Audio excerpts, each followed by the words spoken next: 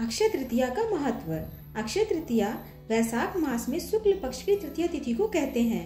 पौराणिक ग्रंथों के अनुसार इस दिन जो भी शुभ कार्य किए जाते हैं उनका अक्षय फल मिलता है। इसी कारण इसे अक्षय तृतीया कहते हैं।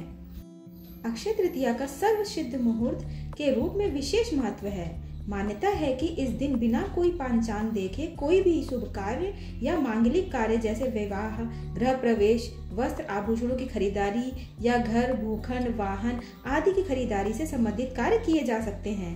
नवीन वस्त्र, आभूषण आदि धारण करने और नई संस्था, समाज आदि की स्थापना या उद्घाटन करने का ये श्रेष्ठ दिन माना जाता है। पुराणों में लिखा है कि इस दिन पितरों की किया गया तर्पण और पिंडदान अथवा किसी और प्रकार का दान अक्षय फल प्रदान करने वाला होता है।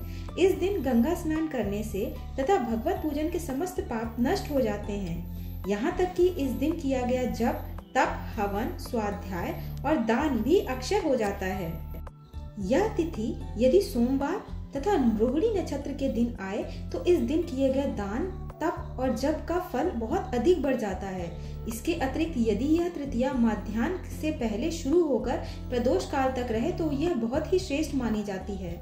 यह भी माना जाता है कि आज के दिन मनुष्य अपने या स्वजनों द्वारा किए जाने अनजाने अपराधों को सच्चे मन से ईश्वर से क्षमा प्रार्थना करे तो भगवान उसके अपराधों को क्षमा कर देते हैं और उसे सद्गुण प्रदान करते हैं। अतः आज के दिन अपने दुर्गुणों को भगवान के चरणों में सदा के लिए अर्पित कर उनसे सद्गुणों का वरदान मांगने की परंपरा भी है।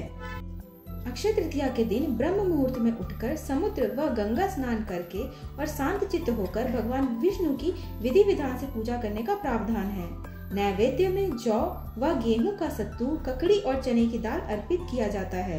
तत्पश्चात फल, फूल, पात्र तथा वस्त्र आदि दान करके ब्राह्मणों को दक्षिणा दी जाती है।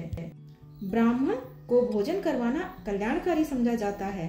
मान्यता है कि इस दिन सत्तू अवश्य खाना चाहिए तथा नए वस्त्र तथा आभूषण पहनने चाहिए। गौ भूमि, स्वर्ण पात्र इत्यादि का दान भी किया जाता है।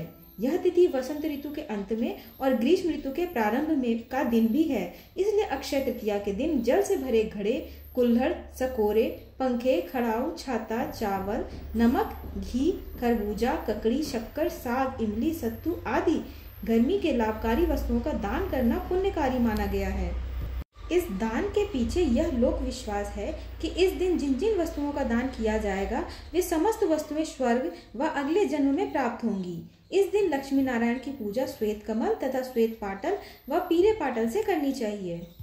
ऐसी मान्यता है कि अक्षय तृतीया पर अपने अच्छे आचरण व सद्गुणों से दूसरों का आशीर्वाद लेना अक्षय रहता है। भगवान विष्णु तथा माता लक्ष्मी की पूजा विशेष फलदायी मानी गई है। इस दिन किया गया आचरण और सत्कर्म अक्षय रहता है।